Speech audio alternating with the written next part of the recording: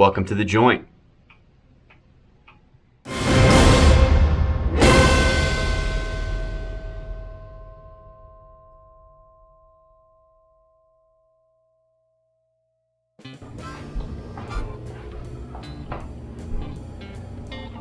Well, good morning and welcome to The Joint.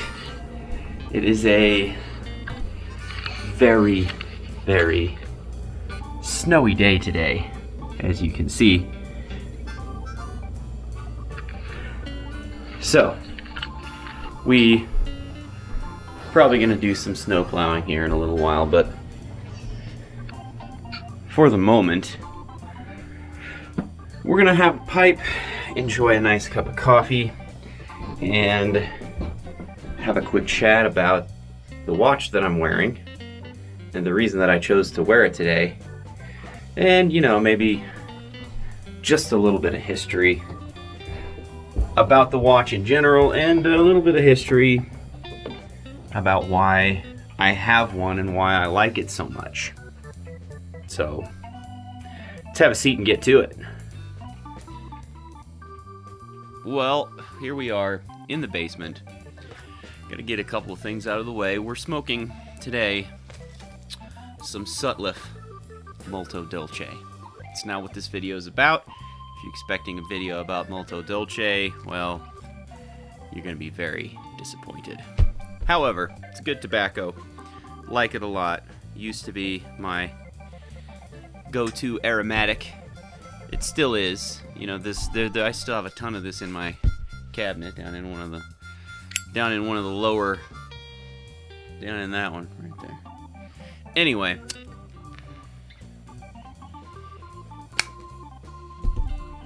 smoking it in my Milano Church Warden. I don't smoke this guy very often, so I figure I'd break it out today since it's a snowy day here in Denver, Colorado. Alright, so today it's snowing. I woke up and realized that I'm going to have to go out and plow some snow at some point. Which means I'm going to be sitting on the mower. There's going to be a lot of vibration, some moisture in the air due to the fact that it's snowing. It's going to be cold, extreme temperatures. So, obviously, let's just say my SKX, it's a great watch. It's very durable, very rugged, but I'm still not going to wear an automatic, mechanical movement watch while I'm out in the snow, in the cold, on the mower. There's a chance I could knock it against something or scratch it. So today I decided when I got to the watch box to wear this. This is my Casio F-91W. Now, the F-91W and me goes back a long way. Now, the F-91W was originally released, I think, in 1989 by Casio. And at the time, digital watches, I think, were kind of sort of just coming around to be popular. It wasn't like a huge thing, but then, they released this watch on the market. And, back then, I'm assuming it was probably a little bit more expensive than it is now. Might have still been like $10 back then, but obviously due to inflation, $10 back then was, worth a lot more than $10 is now. I think I paid $10 for this on Amazon.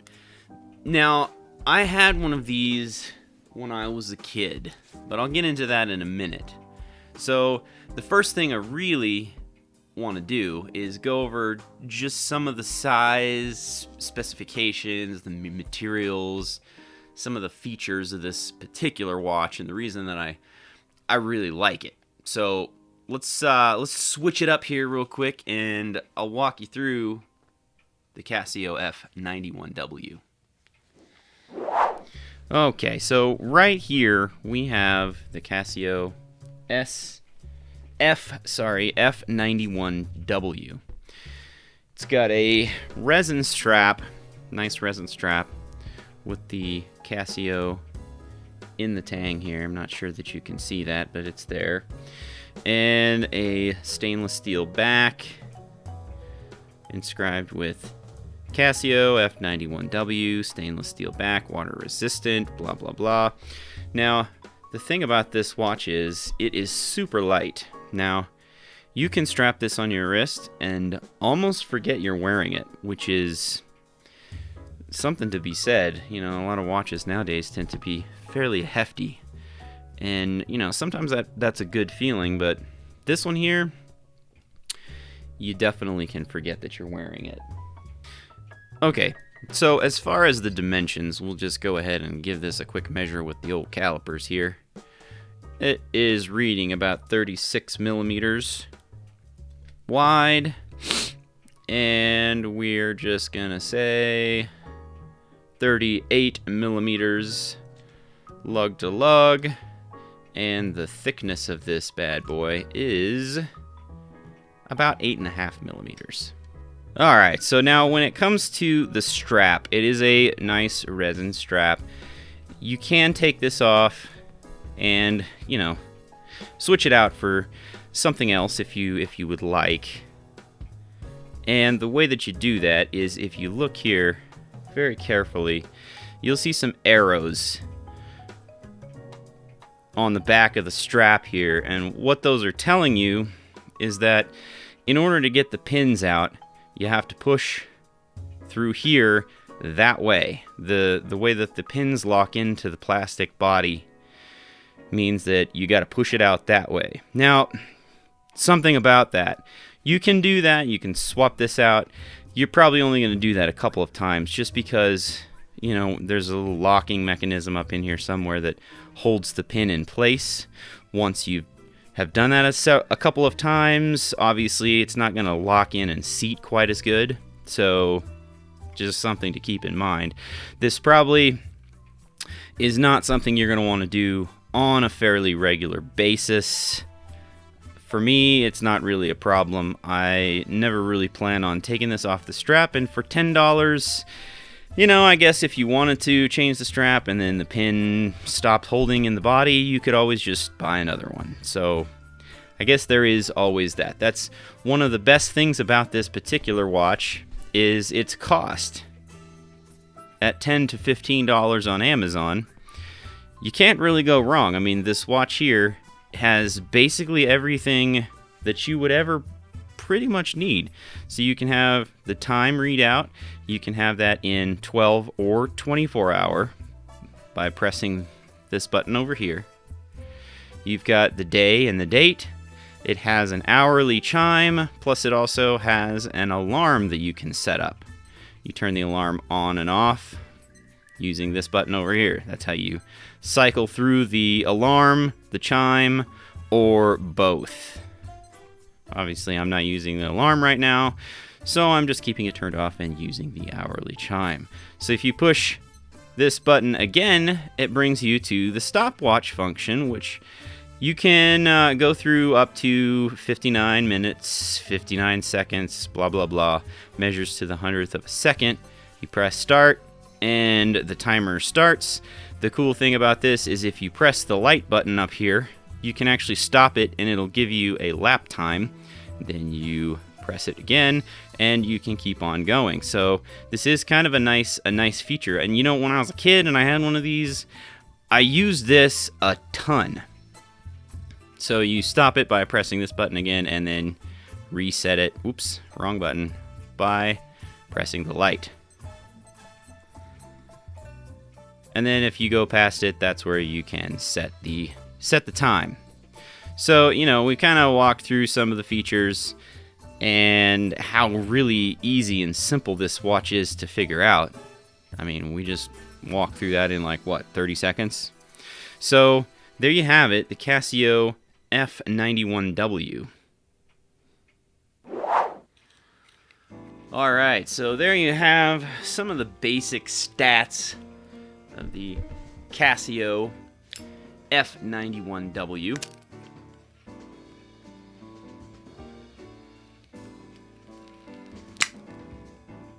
Excuse me while I light my pipe back up. Now, let's go through a little bit of history about me and this particular watch. Now, this thing came out in 1989. I believe I don't remember. My memory is not terribly great when it comes to this kind of stuff. I believe I got my first one of these in about 1992 or 93, just based on, and I'm just going based on where I lived at the time when I remember wearing this watch the most. So, I would have been like 12, 13, 14 years old, something like that. And, I was definitely stick figure-ish.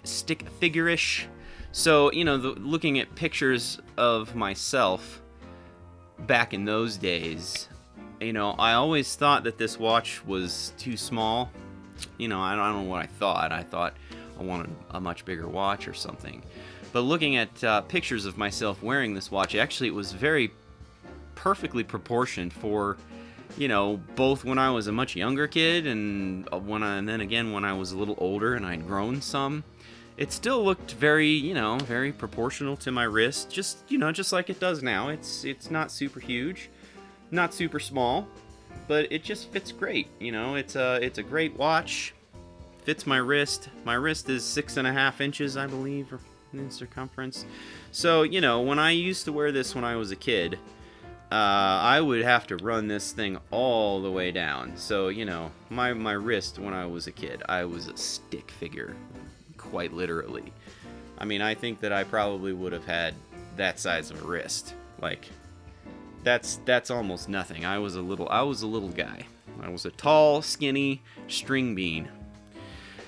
I filled out a little bit since then, but anyway. So right now when I throw this on, I go about halfway through the strap. It's not sticking out just a whole lot, so you don't get the extra long strap kind of coming up around this side of your wrist. So it looks fairly nice.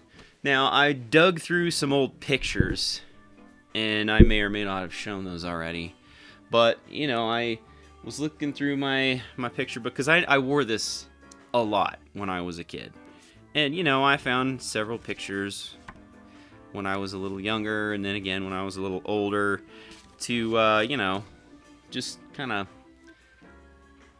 get an idea of how old I was. Because, again, I don't really remember a whole lot. I mean, I remember it. But, I don't remember exactly what age, what years, all those details. Time just whisks it all away from you.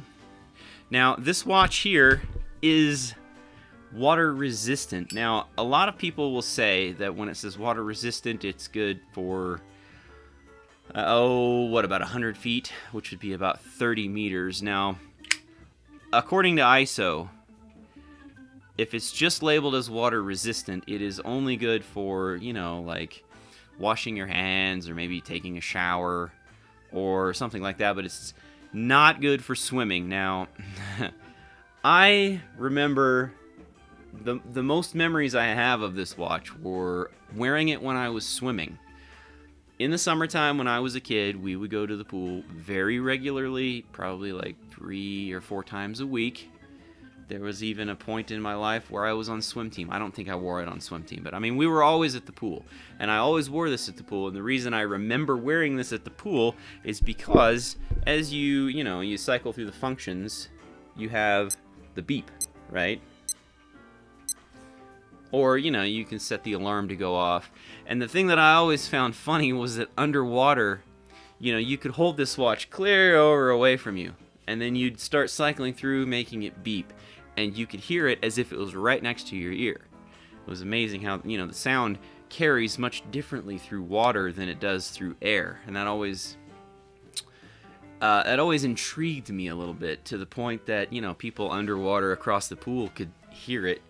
And, even more than that, once some of the bully type figures realized that it was me doing it, they kind of poked fun at me and made fun of me for it. But, whatever. It was cool, and it still was cool. And honestly, I swam in that watch for years and years and years until I stopped wearing it, basically. And I never had a single issue. I mean, I'd jump off the high dive down in the deep end, Didn't matter how deep I went in the pool. I was cycling through the buttons, obviously, to make it beep underwater. Never had any problems with it taking on water. So, take that for what it is. Now, that was my original one. This one is a new one. I have never taken this one underwater. I probably won't take it underwater, but in my experience with this particular watch, water resist is definitely very much an understatement. I would comfortably take this watch in the pool, do whatever. And, even if it did get ruined again, it's like 10 to 12, 15 bucks. I mean, for that price, you could have like 3 or 4 of these laying around. So, do whatever you want with it. Now, I will tell you this. After swimming in this thing for so many years, when I finally stopped wearing it, check my camera angle. Looks like I need to adjust just a smidge. So after I stopped wearing this, I stopped wearing it in favor of an analog watch because, I just thought that they looked a little bit more grown up, a little bit classier, a little, whatever. And to some extent, that was valid. This kind of is very basic and very simplistic in its form and what it is, and maybe I wasn't quite old enough to appreciate that, so I stopped wearing it in favor of those. And they were also water resistant, so I don't remember what I started wearing after it, but it was supposedly water resistant, 30 meters up to 100 feet, and I just did what I was used to. I would go, keep my watch on, I would jump in the pool, and then lo and behold, 10 minutes later, the whole inside of the watch was fogged up because there was water in there evaporating and condensing on the inside of the screen. This watch spoiled me to the point that I thought water resistant meant water resistant. You could just, jump in the pool and swim with it. So, take that again as proof positive that this watch is tough. It is very tough. You could do whatever, wear it wherever. And it's cheap, so if you do happen to break it, you get another one, and it's no big deal. The next thing to talk about actually is the light in this. This thing has a backlight. The backlight in this is terrible. It is terrible, so you are not going to be able to see this. But the backlight is kind of just over right here. It's a little green LED. Yeah, you can kind of sort of see it. And as you can see, it lights up like the top corner of the screen, and that's about it. Now, when it's dark, it lights it up enough that you can read the time, but it's not the greatest. That's another thing, when I was young and I was wearing this watch, and I didn't appreciate it for what it was. A lot of other kids at school had like Timexes with Indiglow, so the whole back would glow. And I thought that was cool, or they just had various other things that I thought was cool, and nothing wrong with those. I've got a couple of Timexes, and I absolutely love them.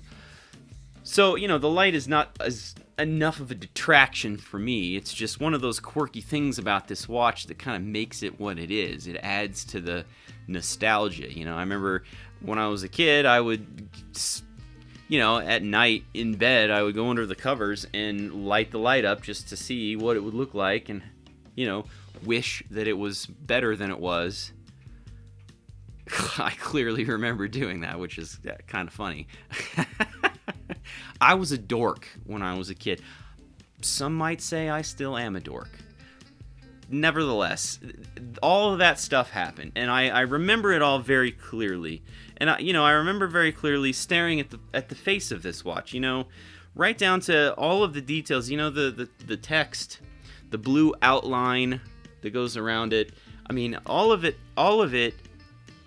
I was very, very, very familiar with it because I looked at it so much. And at the time, again, I can't say it enough. I really thought this watch was just, whatever at the time. It's one of those things where you just don't appreciate what you have.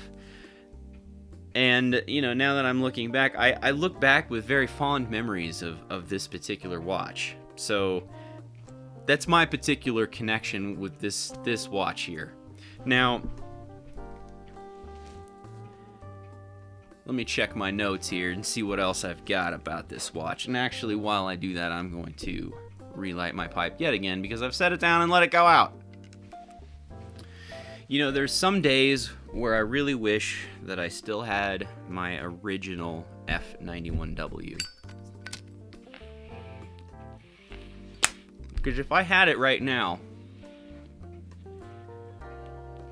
it would be nearly 30 years old. I mean, that's saying something, and I have no doubt that that watch, if I still had it, would still be running. And at this point, I probably would be wearing it fairly regularly again. Now, I don't remember exactly what I did with it. I wish that I did. I wish that I hadn't, done whatever I did with it, because I don't have it now. It's obviously gone away somewhere. I got a different watch that I liked better and started wearing it, and probably just threw it away, I guess. I don't know. But it was originally, like I said, I got this, I think, 92, 93. I am pretty sure that it was a Valentine's Day gift from my mom. I'm almost pretty sure about that. A watch was something that she typically would get me for Valentine's Day. I know that she got me a hand-wind Timex for Valentine's Day one year. It was a tiny little thing. One might almost say that it was a lady's watch, because the strap was this thick. However, looking back, my wrists were also this thick, so it was probably fairly proportional to my body at the time. Again, another watch that I wish that I still had. Now, as a grown man, I probably would never, ever wear it because it was legitimately tiny. However, it was a hand-wound mechanical Timex watch. And, just to have that from my childhood would be cool right now. Obviously, I have no idea what I did with it. Same with the F-91W. But I am pretty sure that it was a Valentine's Day gift from my mom. Which, again, it would be cool to have that, just to have it.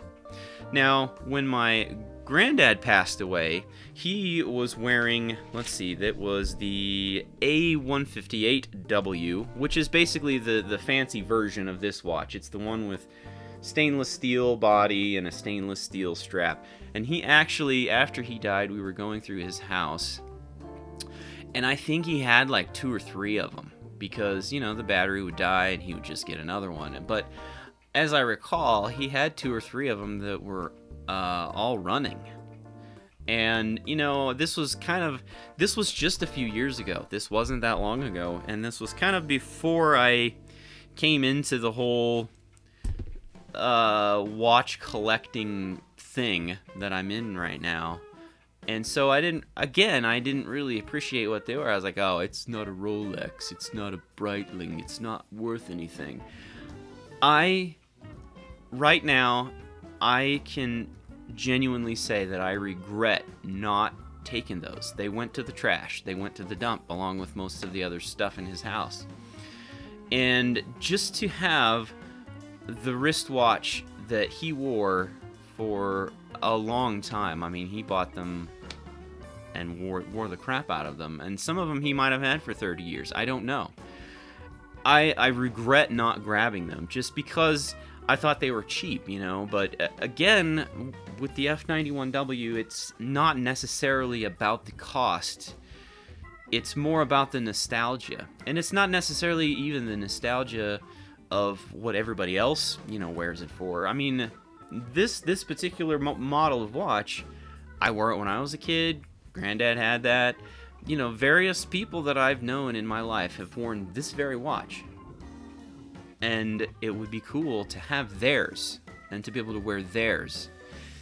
Not necessarily because it's cool, not necessarily because it's valuable, but, wearing something that they wore, even though it was cheap, in remembrance of them, I think would be nice. And, I regret that. I wish that I had grabbed them, and dang it, now that, all my grandparents are gone, I don't have that option to,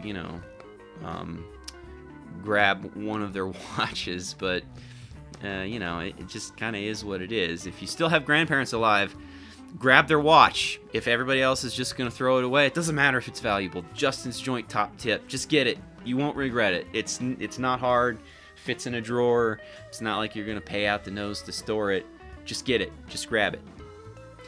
I'm going to finish this bowl now and go grab another cup of coffee and then head outside to plow some snow.